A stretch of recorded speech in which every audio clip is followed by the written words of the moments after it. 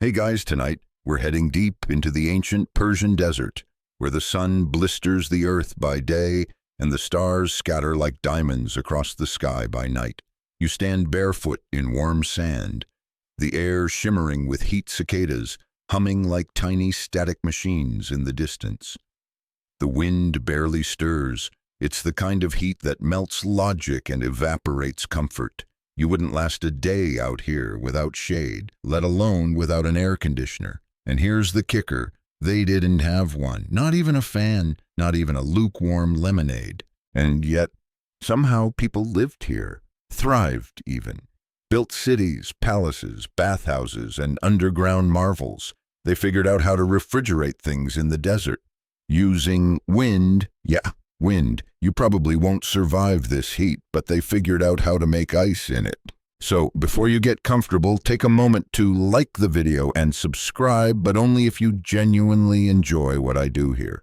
And hey, drop your location and local time in the comments. I love seeing where and when you're listening from. Now dim the lights, maybe turn on a fan for that soft background hum, and let's ease into tonight's journey together. You trudge slowly through the ancient city of Yazd, an oasis in central Iran that has baked under sun and time for thousands of years.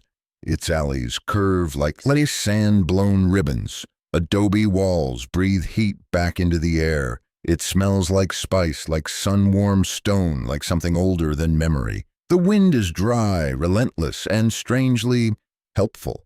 The ancient Persians didn't curse the heat. They negotiated with it. You pass a high mud brick wall. Embedded in its curve is a towering spire of bricks, ribbed and hollow like a watchtower without a soldier.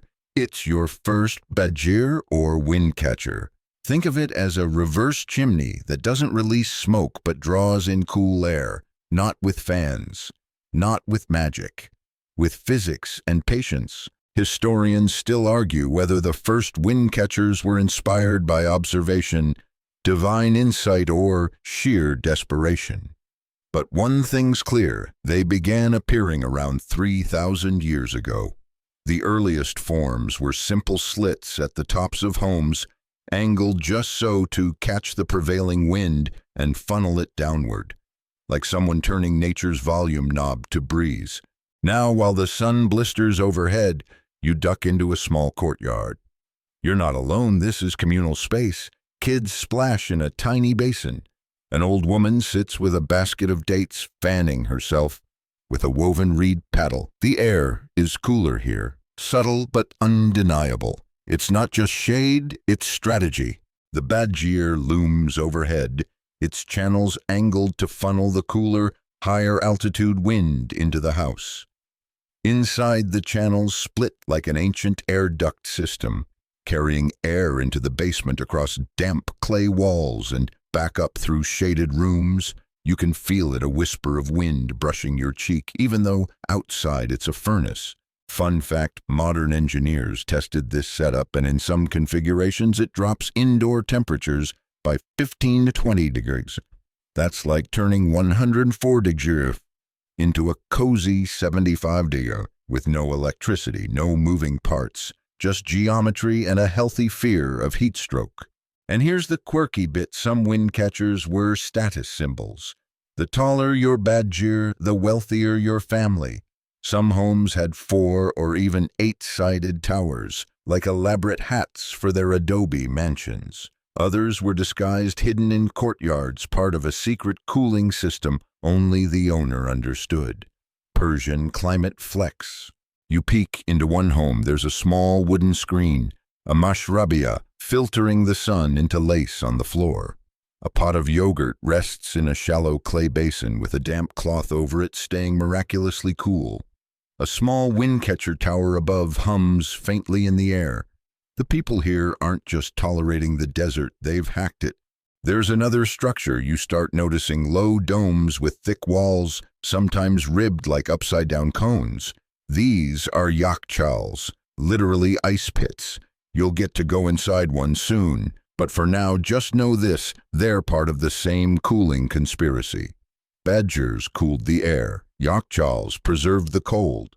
It's all tied together. Wind, water, earth, shadow. The ancient Persian version of a smart home. You wonder how they figured it all out. There's no blueprint, no manual, just generations of tuning, testing, tinkering until cities became ecosystems and every home was a tiny air conditioning miracle. One historian joked that Persians were building passive HVAC systems before the Greeks were done naming the planets. Another swears he found a 12th century poem about windcatchers disguised as a love letter. And of course, there are those who argue still over who invented them first, Persians, Egyptians, or the jinn. But tonight, you're here, standing beneath stars that wheel slowly overhead, listening to the breeze as it breathes through ancient brick, smelling clay cumin, warm bread, and the faintest trace of jasmine from a passing scarf. You step into a shadowed doorway. Cool air kisses your skin. Somewhere in the house, someone laughs a low, lazy chuckle as they prepare tea in the basement safe from the sun. And you begin to realize in the heart of the desert, the coolest thing isn't ice, it's invention. You descend a narrow staircase carved into the earth, each step a degree cooler than the last. The air becomes denser, slower, like honey chilled in shadow. You're entering the basement of an old Persian house, the kind that's hidden from the searing sun, not by luck, but by centuries of architectural wisdom. Here, under layers of baked mud and brick, is where the real magic happens. The room you enter isn't grand, more like a storage nook crossed with a meditation chamber. Low ceilings, thick walls, and shelves carved directly into the earth hold amphora clay jars, dried herbs bundled in twine, and cloth-covered bowls. One jar is beaded with condensation in a desert. It's not a trick. This is the second half of the ancient Persian cooling system, the earth itself. Below a certain depth, the ground maintains a steady temperature year-round, and these clever desert dwellers knew how to use it. The windcatchers you admired earlier don't just bring air into the house, they funnel it into these deep subterranean spaces where the air cools as it passes over wet clay or trickling qanat water. Ah yes, qanats. These are the ancient underground aqueducts networks of gently sloping tunnels that brought water from distant mountain springs into cities like Yazd. You won't see the full reach of one tonight, but imagine this hand-dug shafts stretching for miles beneath your feet, laid out with geometric precision, their inclines measured with water bowls and shadows, a sort of invisible bloodstream beneath the city. Historians still argue whether the first qanats appeared in Persia or were borrowed from Mesopotamian models. But Persia perfected them and used them not just for irrigation or drinking water, but for cooling entire homes. Think of it as desert hydropower if hydropower had no turbines and ran on ancient math. You pass a niche in the wall with a clay jar half submerged in wet sand. Someone pours you a drink, cool, clear, slightly mineral-rich. It tastes like patience. Here's your quirky tidbit. Some ancient Persian homes used a combination of windcatchers and qanat water to create an early form of air conditioning called a passive evaporative cooler. Air was directed down through a windcatcher passed over a wet surface or water basin and then circulated into living spaces. The result, cooler, slightly humidified air, an oasis in an otherwise dry, suffocating world. Now your eyes adjust to the dim room, and you notice the layered design. The wind enters from above, dips low across plump surfaces, swirls briefly, then rises up again through an exhaust shaft. It's like standing in a living lung. The house breathes, the wind whispers, and you are comfortable. You wouldn't believe how obsessed people were with this cooling technique. There are even Persian manuals, dense treatises on how to orient homes, how to shade walls with tree placement, how to shape domes so that air circulates just so. They weren't just surviving the desert, they were choreographing it like a slow, elegant dance. And the homes themselves built with adobe or thick-baked bricks, always with internal courtyards filled with plants, water basins, and shaded colonnades. Some even had wind towers connected to underground canals so that air would pass through a canot tunnel before rising up into the house pre-cooled by water flowing beneath. You run your fingers along the wall thick with moisture where water condenses. A toad croaks somewhere. The smell of damp earth is strong and strangely calming. This is where families stored perishables rested in the day's worst heat or hosted hushed conversations during festivals. There's a small cot against the wall with a woven blanket and a reed mat. You sit down. The clay underfoot is cool, even cold in some spots. You close your eyes and listen, wind water, the distant murmurs of life above. Above you, a family eats dinner in the courtyard. The windcatcher above them hums gently. The clay floor stays cool. Somewhere nearby, a ceramic pot holds rosewater syrup, chilled just enough to make it feel luxurious. You lean back. You could fall asleep here, and many did. Basements like these were often used for napping or even sleeping overnight during the hottest months. Kids giggled under blankets. Grandparents told old stories about frost-covered Yakhchāls or kings who summoned snow to their courts. Whether those stories were true didn't matter. They felt true. Want a wild little aside? There's a legend, totally unverified, of course, that one Persian king ordered snow delivered from the mountains and stored in a giant underground pit so he could serve chilled fruit to visiting ambassadors. The ambassadors reportedly wept at the coolness of the melons. And if that's not luxurious enough, remember, we're still centuries away from electricity. The ancients just figured this out, brick by brick, breeze by breeze. You climb the steps again, moving slowly, the temperature rising with every step. You emerge into twilight. The heat has lessened, but lingers like a sigh. Stars are pricking the horizon. A breeze stirs your hair gently, thoughtfully. The badger overhead catches it, pulls it in, bends it to the will of the home. You smile. You've only just begun to see how far the Persians took this idea.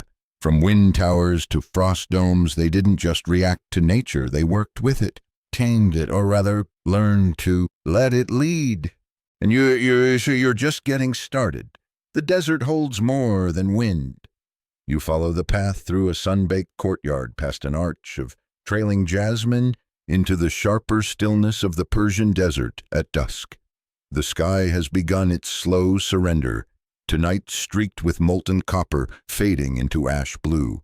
And straight ahead, rising like some ancient crown from the sands, stands the most elegant oddity of all the Yakhchāl.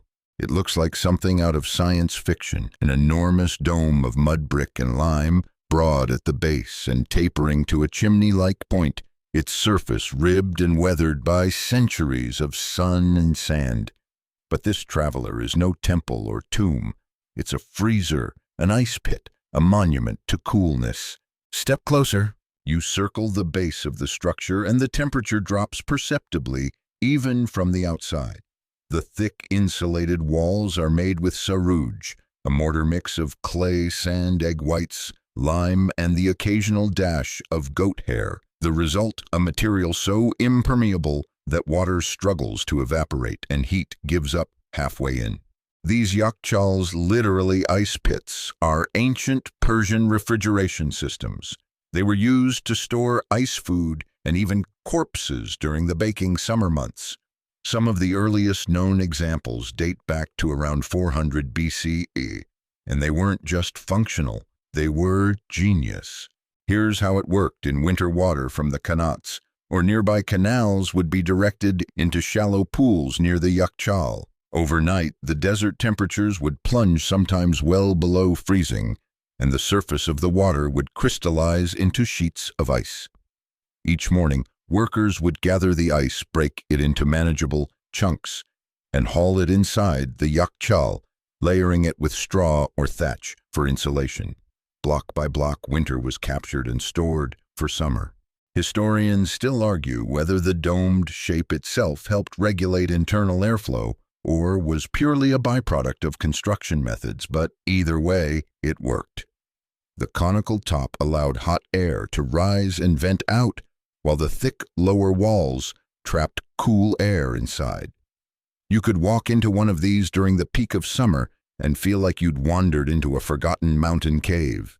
Inside now, it's surprisingly vast, echoey. Your footsteps crunch on old straw. The air smells of damp earth, melting frost, and age. There's a depression in the center, a deep pit, sometimes 20 feet down, where the ice was kept at its coldest, far below ground level. And the silence here is almost reverent.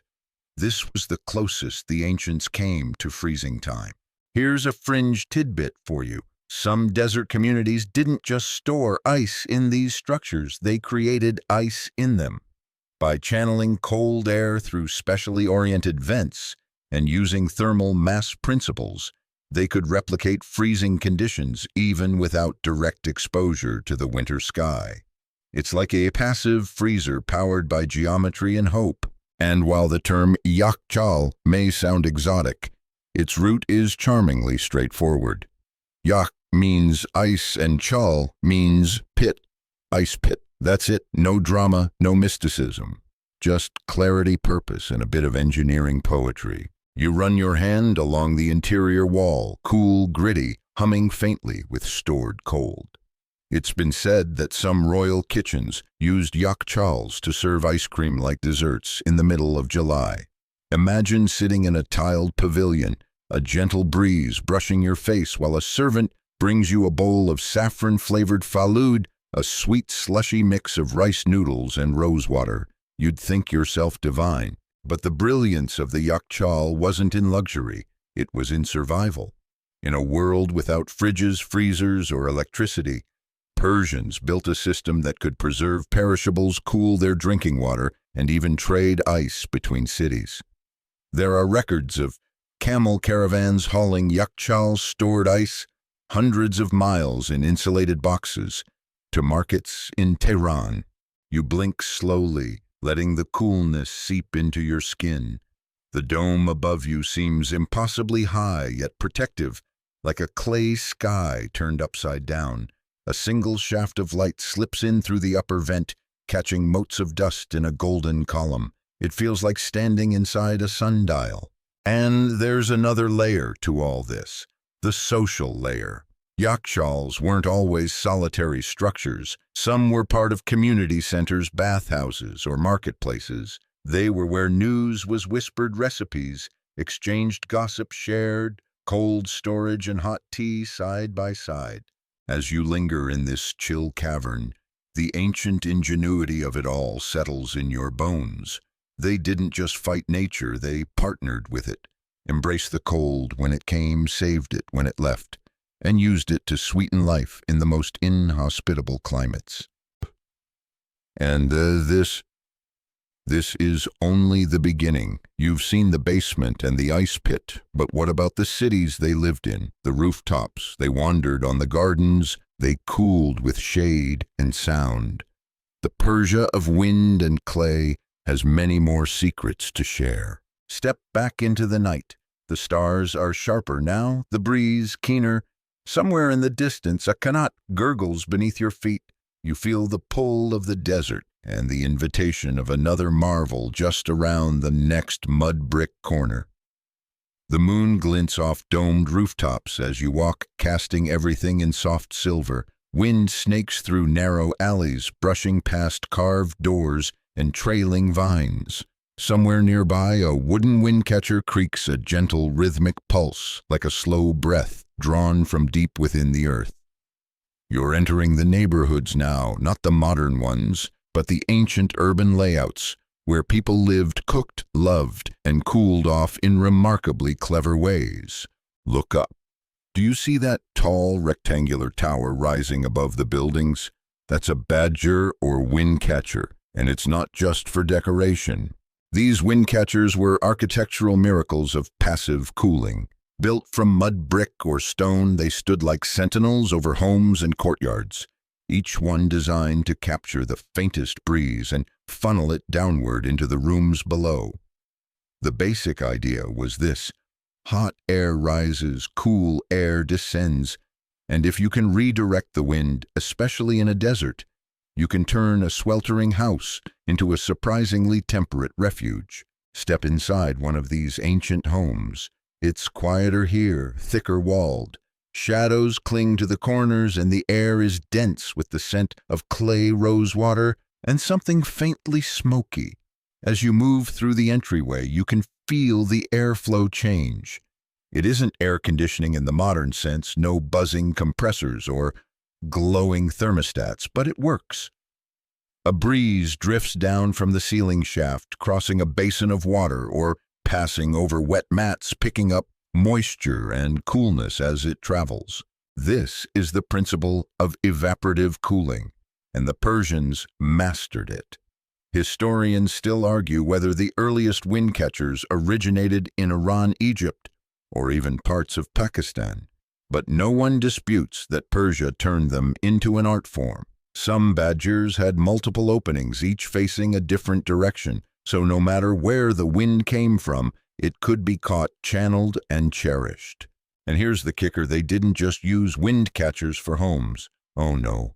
These clever towers cooled mosques, libraries, bathhouses, and even underground chambers for storing grain. The larger buildings might have several badgers working in concert like a chorus of stone lungs breathing in the breeze and sighing out comfort. Pause for a moment in the central courtyard. You're surrounded by sun-baked brick, but it doesn't feel oppressive. In the center is a small pool shimmering slightly under the moonlight. The water isn't just decorative, it's part of the climate control system. As warm air moves over its surface, it evaporates, cooling the space and providing a welcome contrast to the day's heat. Add in some shaded vines, a few fig trees, and maybe a clay jug of chilled pomegranate juice, and you've got yourself a little paradise in the desert. Want a quirky tidbit? Some wealthier Persian homes would place tall clay urns of water at the base of their windcatchers, both to chill drinking water and to moisten the breeze. On particularly hot days, you might even find linen drapes soaked and hung in the airflow's path. Instant misting system to 500 years before shopping mall spray fans. These neighborhoods weren't built by accident.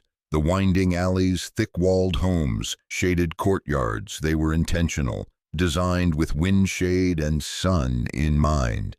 The city of Yazd is often called the city of windcatchers for good reason. Even today, as you stroll through its ancient quarters, you can spot dozens tall, stoic, whispering secrets of survival to anyone who'll listen. Historians debate just how effective these passive cooling systems were compared to modern AC units. Some say they could lower indoor temperatures by up to 10 centimeters on the hottest days, which if you've ever stood in 45 degrees sun is basically the difference between napping and melting. You settle onto a low stone bench listening. Somewhere a donkey brays. The breeze shifts and with it the tower above you breathes again, cool air, clean air that hasn't seen a fan blade or refrigerant coil in its life. And there's beauty in the simplicity. No electricity, no moving parts, just geometry, gravity, and a deep understanding of wind. You start to see the windcatcher not just as a machine, but a message. A gentle reminder that humans once built with the elements, not against them. It makes you wonder, what else have we forgotten? What other marvels lie tucked behind clay walls and ancient plaster? As the wind rustles through the pomegranate trees and the badger hums softly, above you feel the questions settle deep into your bones. You rise slowly. The night is cooler now, the air tastes of dust and lemon blossoms, and in the distance another tower leans slightly in the moonlight, waiting to catch the wind. The path tilts downward now, sloping gently toward the edge of the city, where homes thin and the earth cracks open into the beginnings of the desert. You walk along ancient stones that crunch beneath your feet, dry and sun-bleached, leading you toward one of Persia's most brilliant, if understated inventions, the underground canal system known as the Qanat. Imagine this, it's the middle of a mercilessly hot summer. In ancient Persia, the air is bone dry, the sun's unrelenting, and you haven't seen a single drop of rain in weeks. And yet somehow grapevines are still plump pomegranates burst with juice and stone cisterns are full. How may I? Because somewhere beneath your feet water flows. The Qanat system is basically a genius solution to an age-old problem. How do you get water from the mountains where it actually exists down to the cities and fields without it evaporating along the way? The answer: don't bring the water above ground at all. The Persians dug long, sloping tunnels, sometimes stretching for miles, starting from an underground aquifer or mountain spring.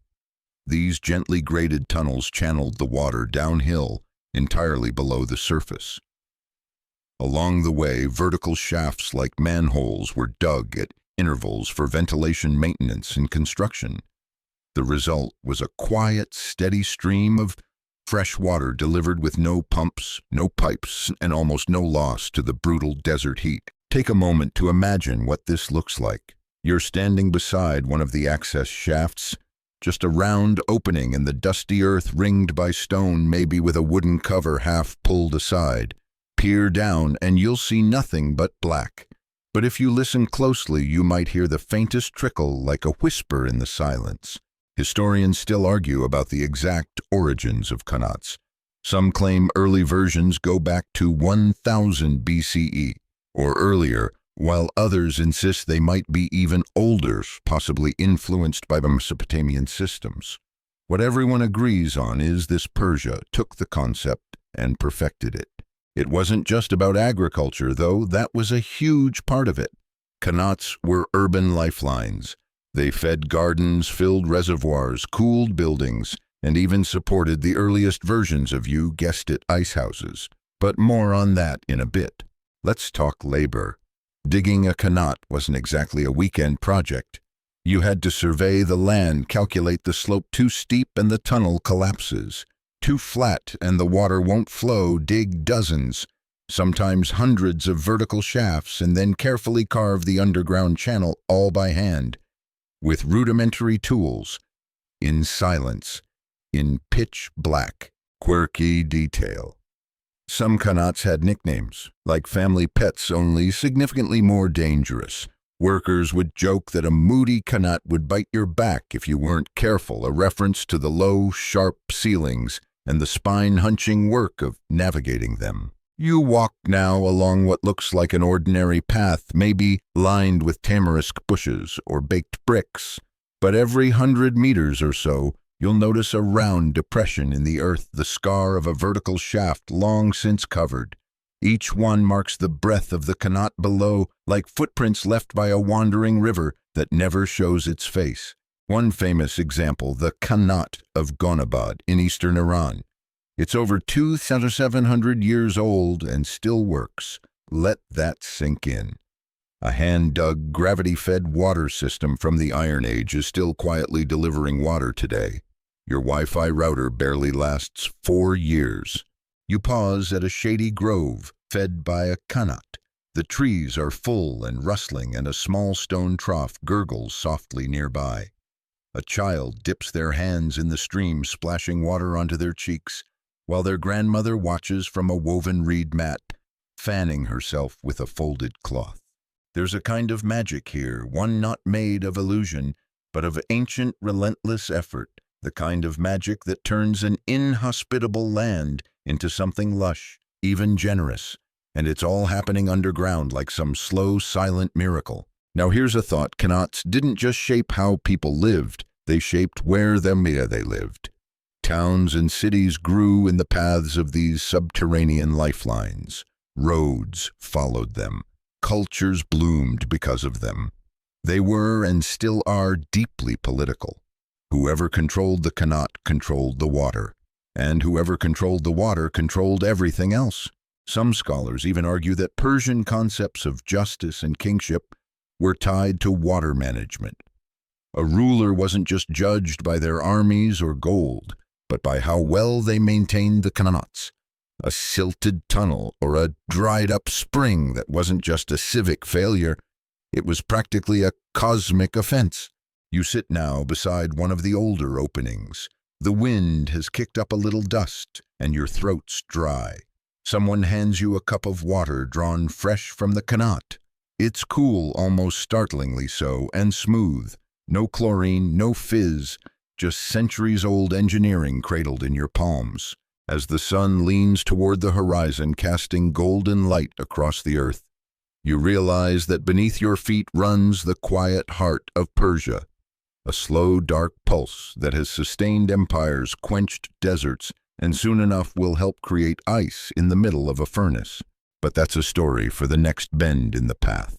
You walk on the dust clinging to your sandals and the air cooling just enough to notice. The last light of day pools behind you, stretching your shadow over the path like a ribbon. You're heading not toward a palace, not toward a marketplace, but toward something stranger, a place where ice is born in the desert. Yes, ice. In ancient Persia, in summer, without electricity. That's not a riddle, that's the brilliance of the Yakhchāl, which literally means ice pit in Persian. You spot one in the distance now. It rises like a giant beehive from the earth, mud brick and sun-baked, towering over the flat plains around it. It looks odd, almost out of place, like something that wandered in from another world and decided to stay. And it kind of is. A yakhchal is more than a building. It's an act of defiance. A statement that says, yes, the sun burns, but we know how to keep cool. These massive ice houses were a core part of Persian urban life, capable of preserving not just frozen water, but food, fruit, even fish days or weeks away from any natural source. So how did they work? Well, take a breath. This one's genius. First, the shape. That dome isn't just for looks. The thick conical walls, sometimes over 2 meters thick at the base, are made from a special mix of sand, clay, ash, egg whites, goat hair, and lime. This mixture, called saruj, is water-resistant and strong, like the medieval version of a smart material. Inside, the temperature could remain astonishingly low, even during brutal summers. Beneath the dome, there's a deep pit, sometimes as deep as 5 meters. That's where the ice was stored, covered in straw or rush mats for insulation. But where did the ice come from? Well, remember those qanats that they brought water in at night during winter? The water would be guided into shallow pools beside the yakhchal, often shaded by high mud brick walls called badgirs, windcatchers, that blocked the sun and channeled cold nighttime air across the surface. The shallow depth meant water could freeze, even if temperatures barely dipped below zero. It's desert engineering using scarcity itself as a tool. Come morning, the thin ice sheets were carefully broken, carried in wicker baskets, and stacked inside the pit. This process would repeat night after night until the ice house was full. Come summer, that stash was a literal lifesaver. Historians still argue whether the yakhchal originated purely in Persia, or if similar ideas brewed independently in other arid regions like North Africa or Central Asia. But Persia, without question, elevated it into architectural art. Now picture this.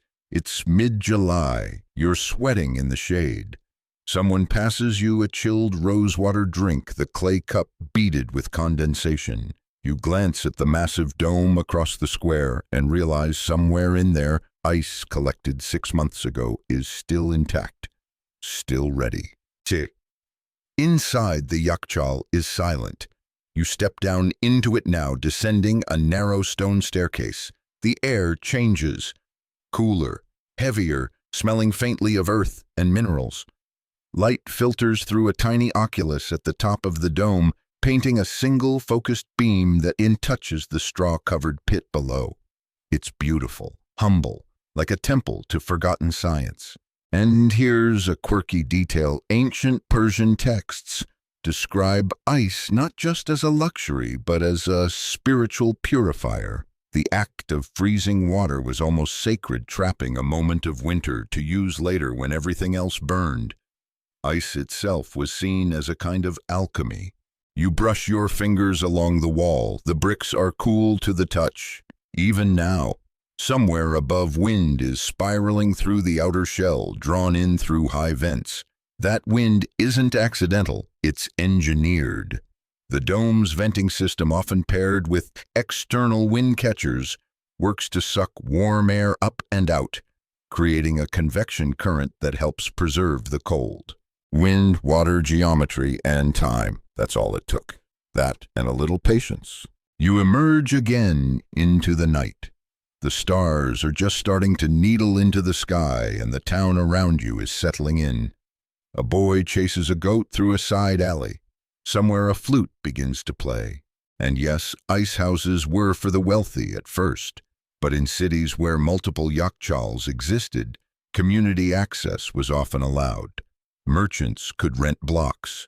Women brought baskets to barter for cool jugs.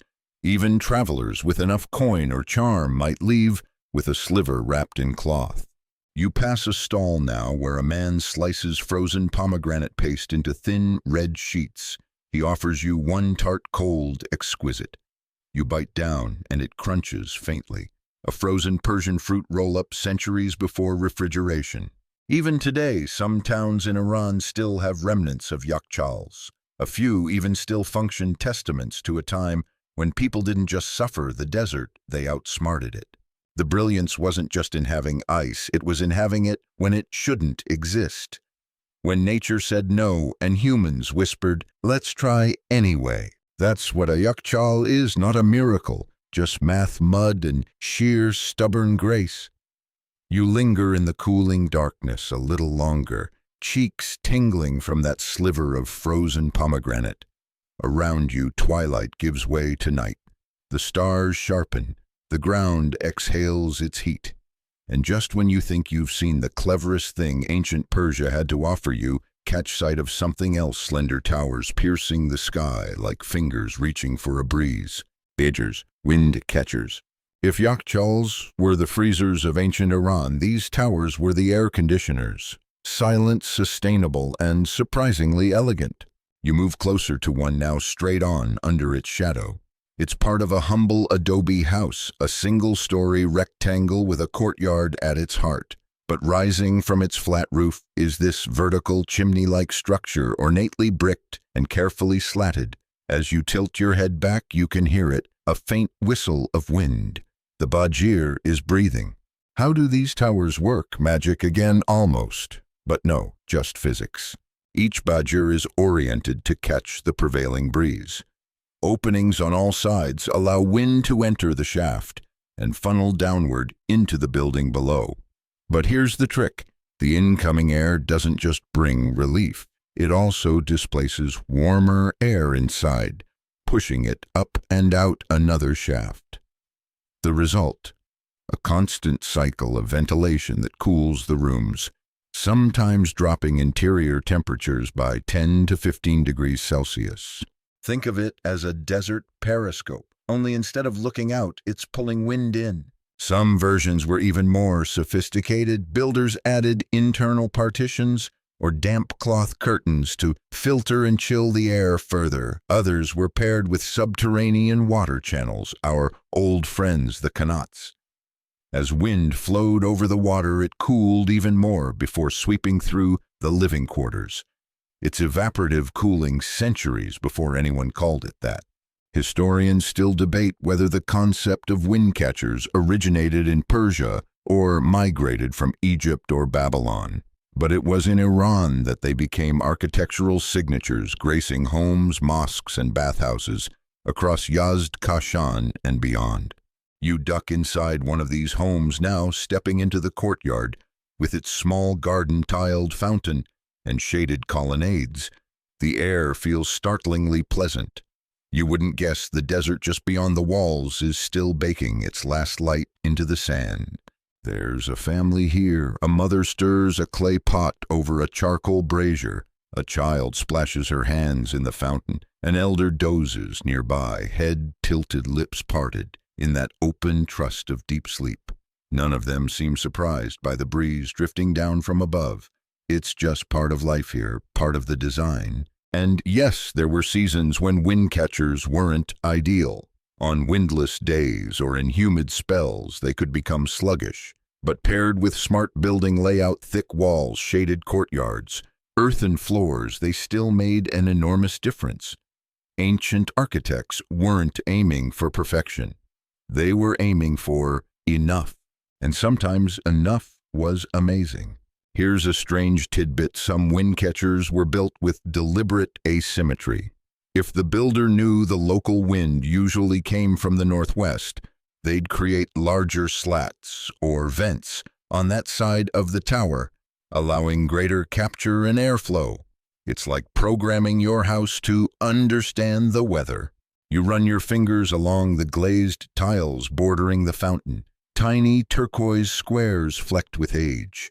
You imagine what it must have felt like centuries ago for a tired traveler to step inside this space after days on the road, to feel the air shift, to smell jasmine and cool earth, to feel, if only for a few hours, safe and cool. In Yazd, where windcatchers remain iconic, modern engineers have studied their performance. Some reconstructions show they can match or exceed energy efficiency standards today. In fact, architects around the world are starting to revisit these old designs for inspiration. Ancient sustainability is trending. Who knew? You sit for a while beneath the badgir. The breeze continues its ghostly whisper above you. Occasionally, a faint clang echoes from the street, a merchant closing up perhaps. Somewhere a donkey brays. The city is folding in on itself for sleep. And as you begin to nod off, here's one last curiosity in Persian poetry. The wind was often a symbol of fate, gentle or cruel, inescapable and unseen. But here in this tower, it's neither enemy nor omen. It's comfort, it's logic, it's air shaped with intent.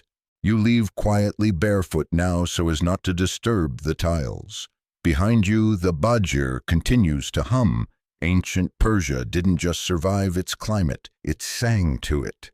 You leave the sleeping courtyard behind, stepping back into the desert night, guided only by starlight and the faint silver lines of qanats and shadows. The road hums with silence now, the kind that settles only after everything important has already been said.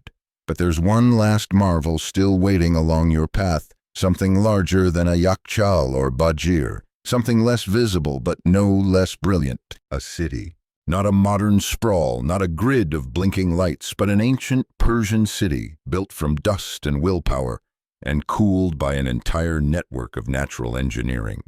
Tonight, you'll walk through it. Your sandals crunch over packed earth as you enter the edge of a town like Yazd, one of the oldest continuously inhabited cities on earth. The walls here lean slightly inward, casting deep, generous shadows. Alleys curve instead of stretch, designed to slow the wind to keep the heat at bay. There's genius here laid brick by sun-baked brick. You notice how the streets are unusually narrow. Not a design flaw, but a cooling trick. In a land where the sun can hammer down with almost cartoonish cruelty, narrow passages mean more shade, more relief. The buildings, mud brick and pale, don't just reflect heat. They embrace each other like old friends supporting and cooling one another. Above, badgers still crown rooftops like watchful sentinels. You begin to see how they're not isolated features, they're part of a symphony. The streets guide airflow. The homes invite it. The towers command it.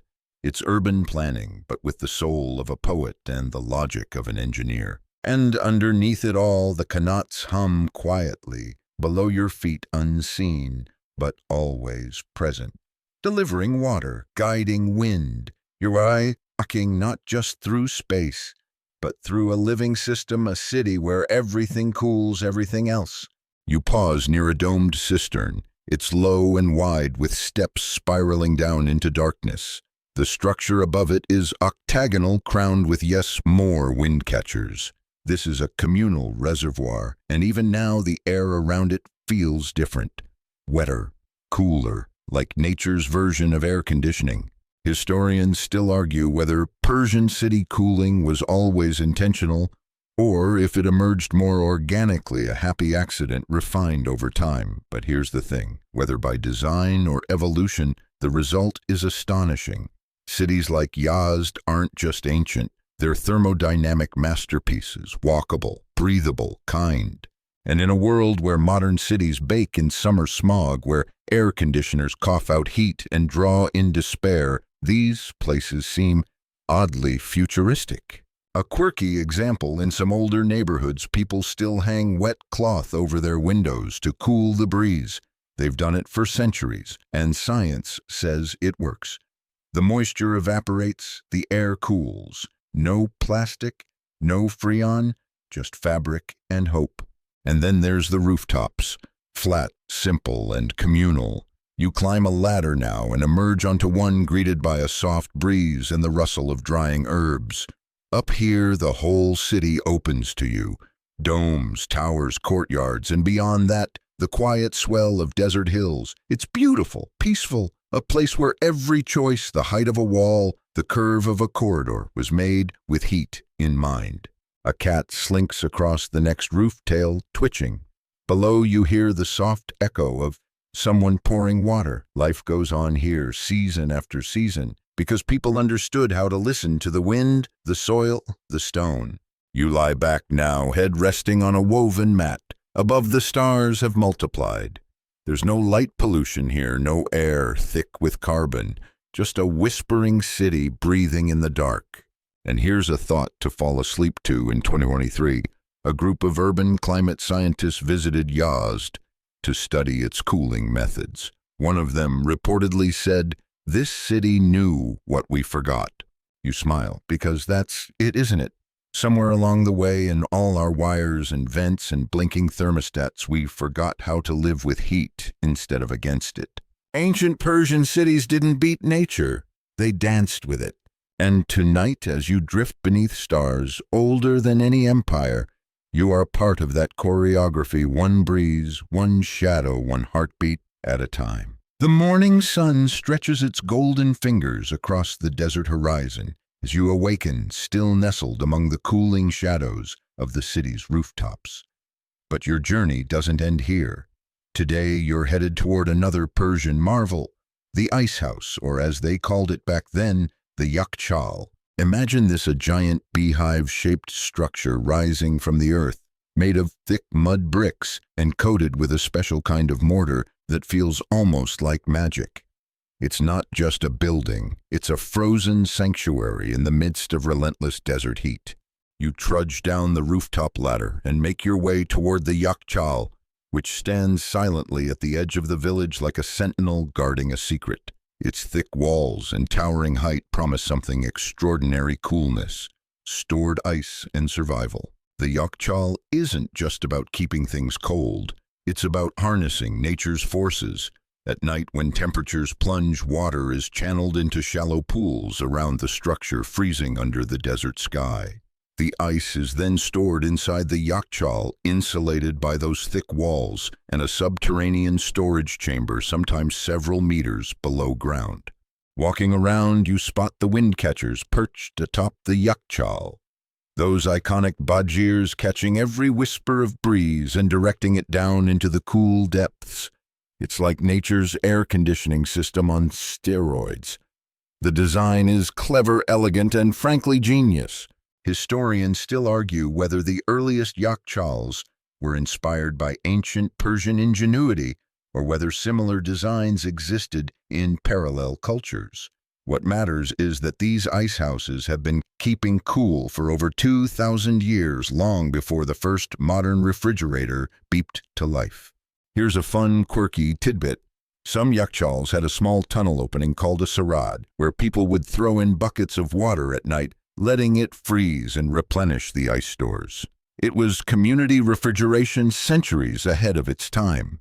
Imagine crowds gathering at night to top off their ice, chatting about the day's gossip, all under the stars. You place your hand on the sun-baked bricks. The surface feels warm, but inside it's a cool oasis. You imagine the servants hauling ice up from below to chill grapes for the king, or the bakers cooling their dough in secret chambers while the desert sun blazes outside. Nearby, children play with carved wooden toys, perhaps the same kind that entertained little nobles and peasants alike centuries ago, simple joys under the shadow of a mighty structure. As you sit in the shade of the Yakhchāl's massive walls, the heat fades, replaced by a sense of wonder and comfort. This is more than architecture, it's survival wrapped in poetry. And if you think ice in the desert sounds like a fairy tale, consider this: modern scientists have studied Yakhchāl's insulation techniques, marveling at how effective they remain even without electricity or synthetic materials. You close your eyes and listen to the desert's silence, broken only by a distant call to prayer and the soft whisper of wind through palm leaves. It's a reminder that sometimes the best solutions aren't as new. They're just well-preserved secrets waiting patiently to be rediscovered. You stretch your legs and stand brushing desert dust from your palms. The Yakhchāl now looms behind you like a memory carved from clay. But your journey through the landscape of Persian refrigeration isn't quite finished. Not yet. Now it's time to visit a place far less grand, but just as crucial: the simple homes of everyday Persians, where windcatchers and cooling tricks weren't fancy architectural flourishes, but survival necessities. You walk slowly through a small village as the afternoon sun bears down with full force. The walls are mud brick, painted in faded hues of ochre and sand, and the streets wind like lazy rivers between squat houses. Above, badgers rise like tall sails from rooftops, narrow slits facing into the wind. You've seen their regal cousins gracing palaces and public buildings, but here they serve humble courtyards, simple kitchens, and rooms where children nap on rolled mats under their soft breath. You duck into a modest home. Inside, the air is remarkably cool. A clay jug sweats gently in the corner, resting inside a larger bowl filled with wet sand. It's an ancient trick, evaporative cooling, and it works like a charm. You pour yourself some water and sip slowly. It tastes like stone and earth and life. And there's another trick in play here, too. The home is oriented to catch prevailing winds, designed so that breezes flow from high windows down through shaded rooms. Historians still argue whether these passive cooling systems were deliberately engineered from the start, or if they evolved slowly through generations of trial and error. Your gaze shifts to a hanging curtain, a thick woven mat soaked in water. As the wind filters through it, the air cools before slipping further into the house. It's like walking through a whisper of rain. The scent of lunch lingers in the air: lentils, flatbread, something cooked with dried mint. A low wooden table sits in the corner, surrounded by cushions, and a little boy naps with one cheek pressed to his arm. This house has no jewels, no gold leaf, no servants bustling about, and yet it feels just as precious as any royal chamber. You step back outside, where your feet crunch over sun-baked gravel. You wander past more homes, each one blending ancient science with domestic ritual. In some, storage pits are dug beneath the floor, lined with straw and shaded all day long. In others, courtyards are planted with trees, whose leaves offer both food and shade, their roots soaking up the cool earth that lies just beneath the surface. Here's a curious little tidbit: some villagers centuries ago used to bury large ceramic jars filled with milk, honey, or butter in shaded corners of their garden, trusting the ground to keep them cool. It worked surprisingly well, and if something spoiled, they simply blamed the jinn. The homes, the streets, even the positioning of the village itself, all of it flows in harmony with the wind, the sun, and the desert's rhythms. No thermostats, no humming compressors, just mud, air, and knowledge passed from one tired parent to the next. You find yourself standing at the center of a small courtyard. The sun sits low in the sky now, and light scatters in long golden stripes across the adobe walls. You notice the way each house leans gently inward toward its own cool heart, like a secret folded inward. The people who lived here centuries ago weren't engineers by profession, but by necessity. And that's the quiet brilliance of ancient Persia. Ordinary folks using extraordinary insight to make harsh climates feel like home. Somewhere in the distance, a donkey brays. A kettle whistles. The evening is drawing near. You think again of how the great palaces relied on the same wind and stone as these village homes. That kind of elegance, humble, practical, enduring, feels almost sacred. And here's a final thought as you wander back toward the edge of the village. The line between survival and comfort. In this land was razor thin, yet somehow with nothing but clay water and the breath of the wind, they built lives of balance and grace. Not bad for a people who lived centuries before anyone even whispered the word refrigerator. Evening settles over the land like a soft quilt, and you drift toward one of the oldest and most sacred cities of ancient Persia, Yazd. Tucked between desert and mountain, Yazd is a place where ancient wind worship and architecture braided together for thousands of years, leaving behind an atmosphere as timeless as breath. You step into the city slowly. The adobe walls seem to glow in the dusk, their colors deepening from sand to ochre to burnt sienna. The alleys are narrow and winding, deliberately shaded from the searing sun during the day, and now cooling rapidly under the indigo sky. And above the rooftops, a forest of windcatchers. Yazd has more badgers than almost any other city in the world. Some are squat and square, others tall and narrow. They bristle from the skyline like watchful sentinels, their mouths open wide to the four winds. The locals once said that each windcatcher had its own personality, and if you listened closely, you could hear it breathe. You climb a stone staircase and find yourself atop a quiet rooftop. The breeze up here is gentle, almost lazy. It slides down your spine like a cool stream, and you suddenly understand why even now people still gather up here to sleep under the stars. The city hums faintly, murmurs of conversation, the clink of dishes, the call to evening prayer drifting like smoke. Now here's a curious historical note.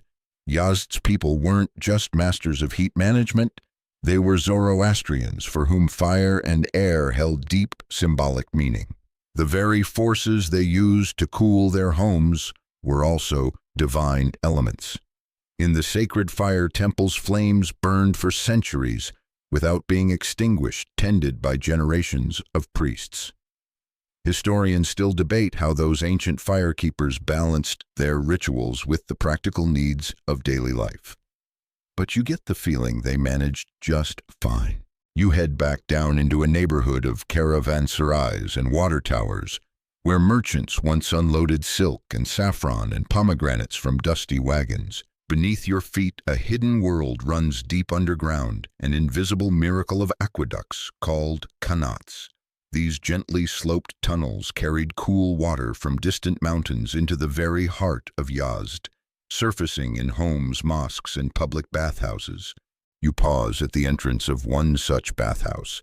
It's closed for the night, but you can still imagine the steam rising from its domed chamber, the clatter of wooden sandals, the laughter echoing off plastered walls. Even there, in a place dedicated to heat, they knew how to let the cold wind in small vents angled just so, walls thick enough to trap cool air for hours. Another quirky tidbit in Yazd's oldest homes, some families installed clay pipes within the walls to circulate wind from the badgirs through different rooms. Early air conditioning, if you will. You imagine a father explaining the system to his son, drawing dusty diagrams with a date pit in the sand. You continue down a side street where a small fountain trickles in the center of a square. It's barely more than a bowl carved from stone, but in this climate it feels miraculous. A cat curls nearby, its eyes blinking slowly at your passing.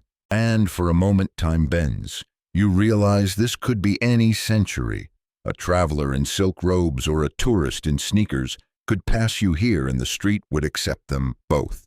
The stones don't care. They've cooled 1,000 feet before yours. The sky above turns navy and then velvet. Stars prick through the darkness like silver pinholes. You feel Yazd exhale a long, steady breath through every alley, every vent, every fluted tower, and you exhale with it.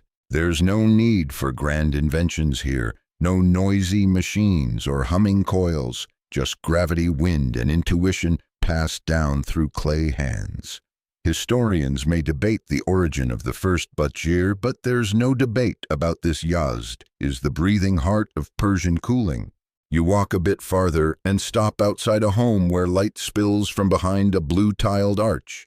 Inside, a family sits on cushions sipping tea and listening to a grandmother's story. She gestures with her hands, weaving a tale that stretches across generations. Maybe she's talking about the day the wind stopped blowing, or the night her father fixed the badgir with nothing but a prayer and a rope.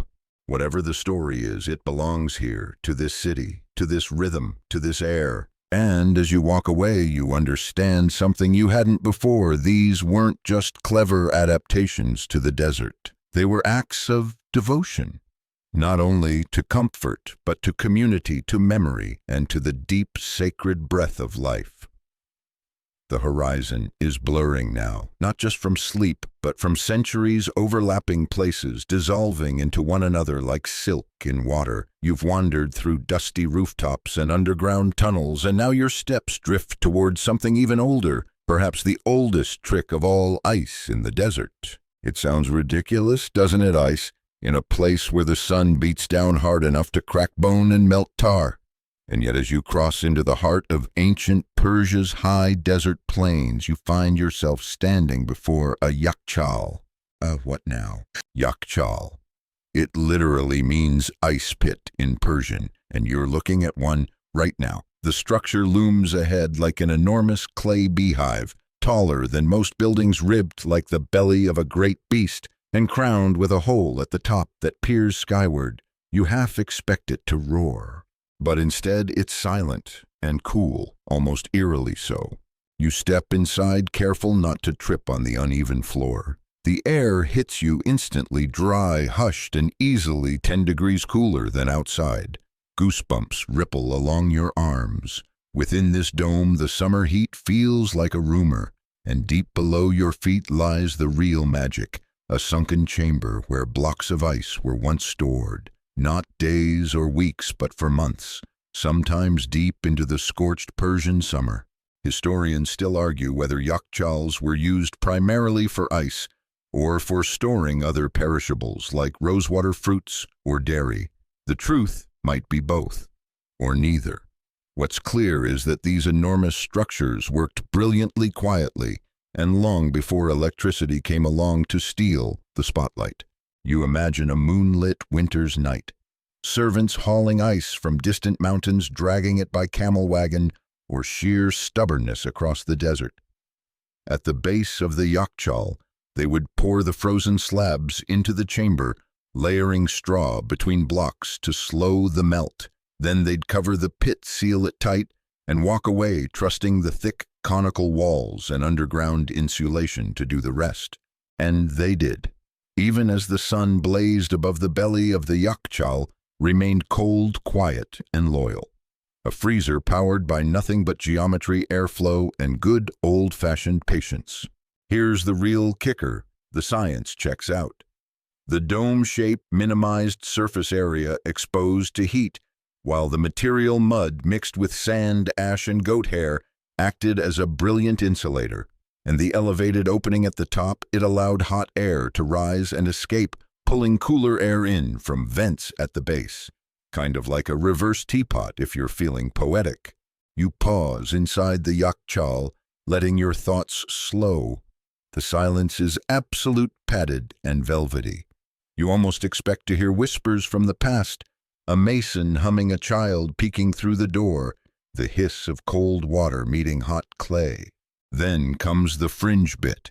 In some parts of Persia, yakhchāls weren't just functional, they were deeply symbolic. Ancient builders sometimes aligned them with stars or placed charms near the entrances to keep the cold spirits happy.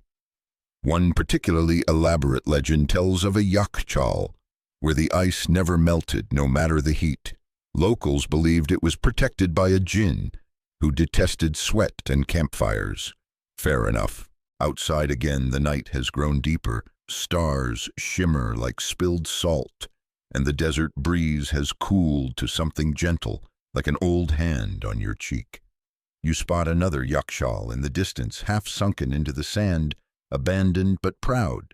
a ghost of a refrigerator still doing its job long after the world moved on. And here's the thing. While modern technology may scoff, you realize something powerful here. These weren't primitive stopgaps. They were intentional, artful, and sustainable. They respected the land, harnessed nature, and asked very little in return. You trail your fingers along the wall of the Yakhchāl one last time, feeling the rough plaster grit under your nails. You're not just touching a building, you're touching a thought made permanent. A question answered with clay and wind. How do we hold on to cold, even when the world burns? Now you know. Down the road you pass a ruined Yakhchāl with only its base remaining. Weeds grow around the edges and a goat watches you like it owns the place. Which in fairness, it probably does. You chuckle, the sound catching on the breeze. There's humor in it all, isn't there? That thousands of years ago, in the middle of nowhere, someone had the audacity to dream of ice. Not because they had to, but because they could. Because comfort, luxury, and a good cool drink on a hot day weren't inventions of modern life. They were always part of the human story.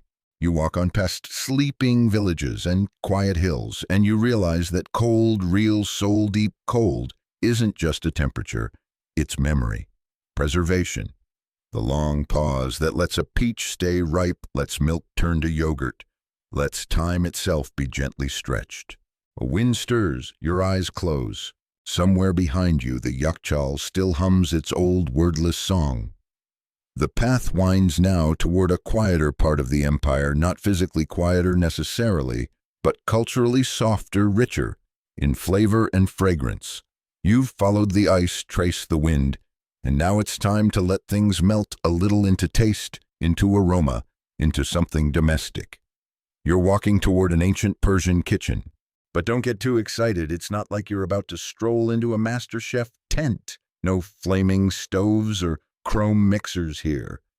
What you step into is more like a shaded courtyard, half open to the air with narrow stone counters, ceramic bowls stacked like sleepy turtles, and copper pots that look like they've survived both fire and flood. This is the kind of place where the day begins long before sunrise. You hear it before you see it, the quiet rhythm of a mortar and pestle, the hushed rustle of hands rinsing herbs in a clay basin, the low murmur of someone singing to a kettle that hasn't boiled in 5 centuries. The cook greets you with a tired smile and saffron-stained fingers. She's wrapping something in a palm leaf, a cooling parcel of yogurt, and cucumber maybe, or a bundle of rice ready for steaming. Behind her a fire smolders inside a tandoor oven, sending little puffs of warmth into the cool morning air. This kitchen isn't just a place of necessity, it's the heartbeat of a home. And in ancient Persia, it's where science and flavor danced daily. You crouch beside the oven, the brick warm beneath your fingertips. Nearby, a small clay jar rests on a stone shelf inside a pale green paste falude mix. Ice, rosewater, lime starch, a sorbet older than your grandma's great-grandma. Yes, Persia had its own version of ice cream long before the French got involved. Falude wasn't just a treat. It was a flex. Served to royalty and nobles, or during festivals under moonlit balconies, its ingredients came from everywhere. Snow from the mountains, sugar from trade routes, flavor from gardens planted with care. Historians still argue whether falude began as medicine or dessert, but let's be honest, it's both. Nothing cures heat stroke quite like frozen rosewater noodles sliding across your tongue. You take in the aromas swirling through. This quiet space, pomegranate molasses simmering in a copper pan, dried mint crushed into yogurt, the sharp punch of vinegar mixed with honey. Sweet, sour, earthy Persian cuisine knew balance long before anyone coined umami. But it wasn't just what they cooked, it was how. The use of clay pots for slow thermal transfer, the placement of kitchen walls to maximize airflow, even the layering of food in thick insulating bowls, all of it pointed toward an understanding of natural cooling far beyond casual instinct. At the far end of the courtyard, a large amphora stands nestled in a shallow pit. It's half buried in earth, its neck poking up like a turtle's head. Inside, probably drinking water or vinegar or wine, all kept cool by earth and shadow. Some homes would even submerge jars deeper into underground nooks, adding a little damp sand around them to chill the contents further. Again, no wires, no switches, no humming refrigerator boxes, just clever geometry, a bit of mud, and a lot of patience. One particularly odd technique sticks in your mind: wrapping water jugs in damp cloth and leaving them in the breeze.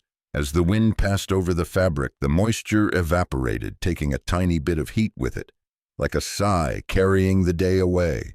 Scientists call it evaporative cooling. Your Persian aunt would have called it common sense. And here's a delightful fringe theory. Some historians believe that ancient Persian households had designated cooling corners, little zones, built into the home's architecture that stayed naturally cooler all year round. These spaces were used not just for storing perishables, but also for napping. You know, priorities. You lean against a doorway now, watching the morning heat begin to rise. The cook pours something thick and fragrant into a bowl, perhaps ashe reshte, the iconic noodle soup of Persia, packed with lentils, herbs, and the tang of kashk fermented whey.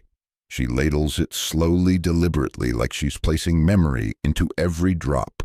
Food in this place isn't just sustenance, it's archive, story, resistance against time. You nibble on a sun-dried fig, sweet as memory, sticky as gossip. A child skips by with a clay bowl filled with something slushy. Falude again, maybe, or an early experiment in sharbat, a syrupy drink made from fruits or herbs mixed with mountain-cooled water. Royal households kept a list of elaborate sharbat recipes, each with its own supposed medicinal purpose. Rose for calm, sour cherry for vigor, coriander for digestion. Half of it might have been placebo, but what a gorgeous placebo it was. You watch a woman pour syrup into a tall cup, stir it with a silver spoon, and place it in the shade to chill. Nothing rushed, nothing wasted. That's the quiet lesson, isn't it? In the hottest places, humans learned not to fight the heat, but to negotiate with it. Redirect it, bury it, breathe around it, a lesson you're tempted to take back home with you, preferably with a thermos full of pomegranate sharbat. Behind you, the kitchen hums with quiet life. A dog naps under the stone bench, a fig tree stretches toward the sky. A jar of pickled garlic catches the light just so, like a sleepy lighthouse in a sea of spice. You exhale, slowly, sweetly, and the kitchen exhales with you. The sun is lower now, painting the desert sky with long, amber brushstrokes. You follow the fading light past the kitchens, past the water jars and pickled things, and find yourself at the edge of something humbler, but no less ingenious, an orchard. But this isn't just any grove. This is a Persian paradise, literally. In Farsi, it's called a paradisa, from which we get the word paradise. A walled garden, a sanctuary of geometry and grace, and in a land where summer heat could smother even the hardest clay. These gardens weren't just about beauty, they were tactical. Cooling, calming, microclimates of relief tucked behind mud brick walls. You step through a low arched gateway, and the temperature shifts instantly. A breath of shade, a lick of moist earth. You hear it before you see it. Water trickling. A Qanat channel slips through the garden like a silver ribbon splitting into smaller canals that carry coolness through the soil, over roots around benches under arching trees. The air smells like crushed mint and orange blossom. And there's geometry everywhere, straight lines, crossed paths, 4 sections arranged in the classic Chahar Bagh layout, 4 gardens each representing a corner of the world divided by water and path. The whole thing is designed to echo the Gardens of Eden, which might sound dramatic until you realize this might be the coolest place for 50 miles in any direction. You pass under a pomegranate tree, its fruit glowing like glass lanterns. The stone walkway beneath your feet is damp and uneven, carved to let runoff seep into the ground. Birds splash in shallow basins carved from alabaster. In the corner, someone's left a small bronze pitcher half filled with rose water, not for drinking, just for scent. Historians still argue whether these gardens were originally religious symbols, imperial flexes, or practical sanctuaries, maybe all three.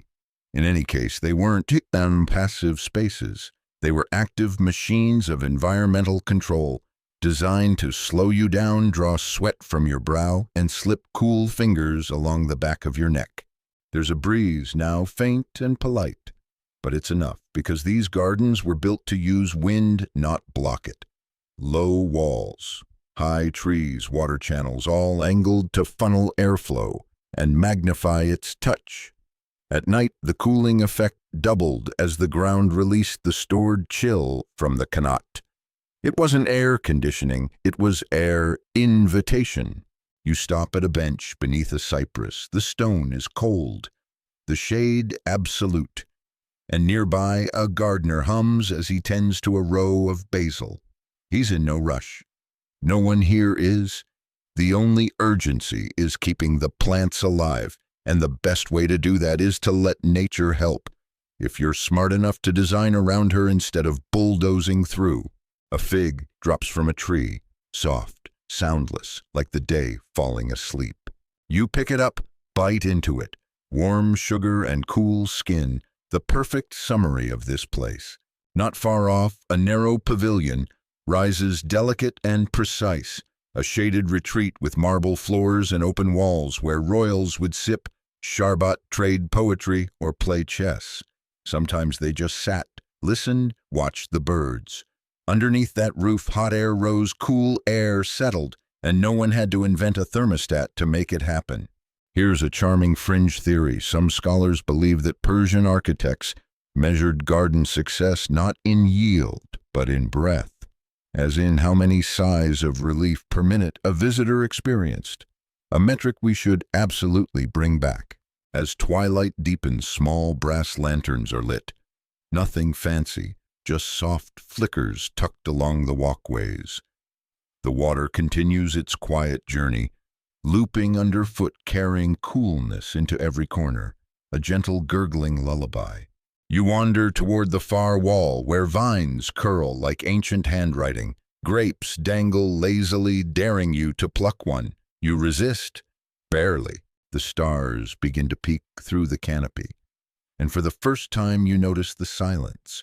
Not absence exactly, more like intentional quiet, the kind that invites thought, memory, a little homesickness, a little peace.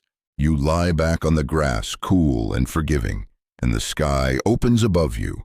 No ceiling fan, no buzzing fridge, just the ancient air touched by wind and water, shaped by human patience and wonder. One final image rises in your mind, uninvited, but welcome: a medieval Persian engineer sketching water channels into clay with a twig, planning a garden for someone they'd never meet, a gift across time. And now it's yours. The moon is high now, casting a quiet sheen over the land, and you've wandered to the outskirts of the city, where the sand runs darker and the wind picks up speed. Here, where civilization frays at the edges, the final piece of Persia's ancient cooling puzzle stands tall and strange against the sky, the badger. It's not a tower, in the usual sense. It doesn't shout. It listens. You tilt your head back to take in its full height. The badger, literally windcatcher, is a vertical shaft rising from a flat-roofed home or a water cistern below its open slats, like the gills of a sleeping dragon. Some are octagonal, others square. All are designed to catch the slightest whisper of air and funnel it downward into the rooms below, delivering relief from heat, like a secret passed hand to hand. And it works. Oh, it works. You step into the shadow of a mud-brick home, its walls thick with centuries of thought. Inside, the temperature drops fast, at least 10 degrees cooler, even though no machinery hums. Instead, it's the wind doing all the work, slipping in through the badger's mouth above and pressing downward through smooth vertical shafts lined with clay. Historians still argue whether the badger was inspired by Egyptian wind scoops developed independently or emerged from a cosmic convergence of desert wisdom. What no one argues is that they work perfectly, efficiently. Even today, architects study these towers hoping to borrow the logic of a people who solved for comfort without coal electricity or fans. You pass under a wooden lintel and into a domed chamber. It's darker here, but not oppressive, more like resting inside a ceramic pot. The walls curve upward in a smooth vault, and just above your head, the base of the badger opens like a mouth exhaling. Air glides down, touches your face, slips past your shoulders. The room is centered around a stone basin, a shallow pool of water meant to cool the air even further as it arrives. This, combined with the wind, creates a natural air conditioner centuries before Carrier got famous for inventing one. You sit by the pool, watching your reflection ripple with the breeze. It's like the room is breathing with you. And here's the final flourish. Many badgers weren't just wind catchers, they were also wind filters. Some had pottery jugs at their base filled with wet charcoal or aromatic herbs. The wind would pass through these, cooling further and sometimes even sweetening the air. Imagine your apartment smelling like mint and jasmine without ever lighting a candle. Outdoors, the badgers catch moonlight now. You count them dotting the skyline like stalagmites turned inside out. In Yazd alone, there used to be hundreds. Some still stand, though many have given way to modern convenience. Yet even the most cutting-edge eco-homes today often quietly borrow from these ancient spines of breeze. You step back outside and feel the dry desert warmth again, though it seems gentler now, softened by contrast. Behind you, the windcatcher keeps working tirelessly for whoever still lingers indoors. A gift that doesn't ask for thanks. A fringe theory. Some believe the shape of the badger mimicked reeds in the marshes, where early engineers first noticed how wind and water could be coaxed to cooperate. Others claim inspiration came from listening, just sitting still in the desert long enough to notice how wind bends and shifts. Either way, it's human listening that made it happen. Not force, not noise. You lean against the low outer wall, watching the stars settle into their places. Somewhere nearby, a camel snorts in its sleep. Farther still, a bell rings. Not loud, just enough to mark the hour, though you're not sure which one. Time doesn't matter here. In the distance, the outline of a caravanserai flickers under starlight. That'll be your next stop if you keep walking. A resting place for travelers like you. And don't worry, it's got a badger too. Your breath slows. Your mind drifts. You picture all the little elements we've passed. The ice pits, the qanats, the thick walls, the shade gardens, the careful geometry. And now this wind tower lifting skyward like a whispered prayer. Together, they form a system. Not a single invention, but a philosophy. If the world is hot, make it cool, not by conquering it, but by working with it, by understanding it, by pausing long enough to listen to sand, water, stone, and sky. This isn't just the story of Persian refrigeration. It's the story of people who stayed cool by staying clever, who bent the elements to their will by bending with them, who caught the wind and gave it a job. And now as the final breeze brushes your cheek and the badger exhales, one last breath into the sleeping night, you let yourself rest. You've made it to the edge of ancient comfort, and it's waiting for you.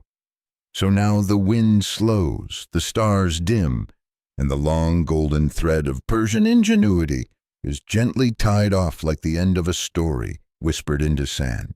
You've wandered far and wisely, through underground rivers and sunlit courtyards beneath the shade of pomegranate trees, and into the echoing chambers of ancient wind-catchers.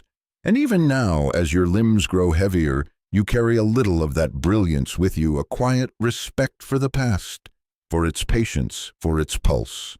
Let the lessons linger like a breeze that never quite stops, reminding you that comfort doesn't have to roar.